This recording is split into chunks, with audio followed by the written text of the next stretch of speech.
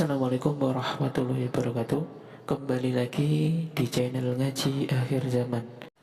Di video kali ini kami akan membagikan ceramah Gus Baha yang membahas tentang bagaimana hukumnya berteman dengan orang fasik, apakah boleh atau tidak. Untuk lebih jelasnya, mari kita simak videonya sama-sama. Sekian dari saya. Wassalamualaikum warahmatullahi wabarakatuh. Salam NKRI. Saya mau cerita sebentar tentang khol. Dulu 84 guru saya Kiai Haji Maimun Zubair, semua mas saya se-Indonesia rawuh ke sini untuk muktamar, termasuk bapak kandung saya Kiai Haji Nur Salim ikut datang, ikut menyaksikan betapa pondok ini zaman itu masih di As'ad jadi tonggak sejarah penting dalam NU, yaitu kembali ke Khittah 26. Kita tahu NU dulu itu ormas, kemudian era Gus Wahid jadi partai politik, era Gus Dur karena saran beberapa kiai, wafi muqaddimihim ada Kiai As'ad, Kiai Ahmad Siddiq dan beberapa kiai, kembali lagi ke Khittah 26, yaitu menjadi ormas, organisasi masyarakat yang menaungi, yang mengayomi, yang menganjurkan mazhab ahli sunnah wal jamaah. Tadi Gus Azaim cerita betapa pentingnya para pendiri, para muassis yang diibaratkan sebagaimana pohon. Saya masih ingat Dawe Mbah Mun. Saya nanti cerita mas saya sebentar, terus cerita kitab Al-Ataqah As-Somadiyah dikarang Said Muhammad, fawaidnya maksudnya. Kalau Islam Arab, ini kata Mbah Mun, kalau Islam Arab itu contohnya kayak pohon kurma, jadi kuat. Dan wajah tasbihnya itu di daunnya tidak jatuh.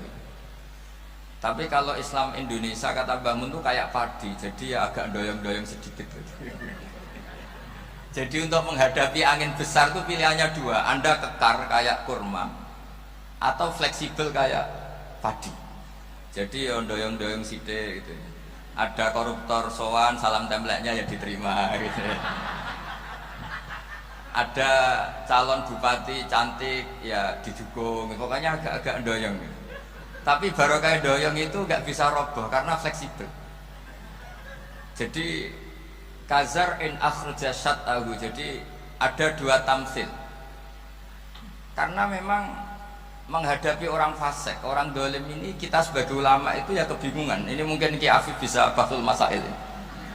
Karena pertanyaannya gini, saya berkali-kali digojlok sama bapak saya, berteman orang fasik hukumnya gimana? Pasti dijawab haram.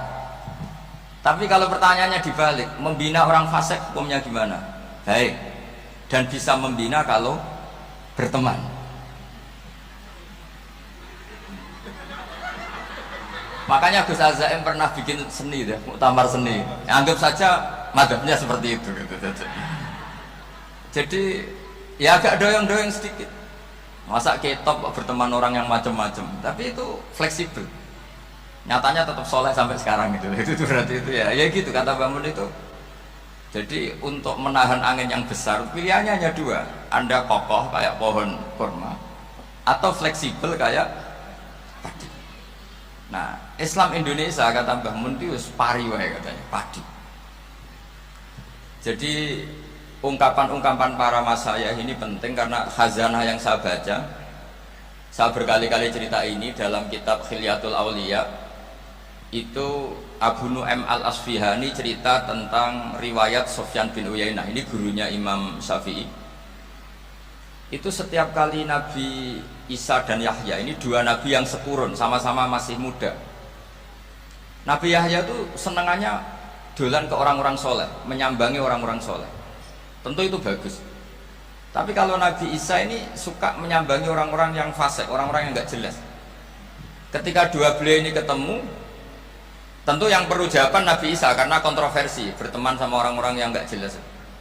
Kata beliau, innama ana tabibun udawil mardo. Seorang kiai, seorang nabi, orang yang baik itu ibarat dokter. Di mana-mana dokter itu ngobati orang yang apa? Sakit. Kalau Anda dokter dan peneliti satu penyakit, pasti cari daerah yang banyak pandeminya. Masa neliti pandemi di orang-orang yang apa? Sehat. Jadi ini juga perlu dibahsul masailkan karena tadi dibolak-balik itu.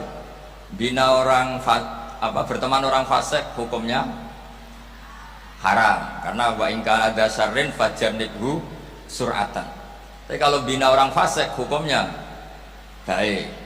Bisa bina kalau berteman. Jadi fikih itu ya karek dibolak-balik. Makanya sholat juga gitu. Sholat yang tumak nina yang lama itu ya bagus. Masa jagongan mbek pangeran nggak asik? Jagongan sama teman aja asik, masa jagongan sama pangeran tidak apa? Asik. Tapi kalau Ibnu Abbas sholat tuh cepet. Ketika ditanya, kenapa kalau anda sholat cepet? Setan baru tata-tata mau goda, sudah selesai.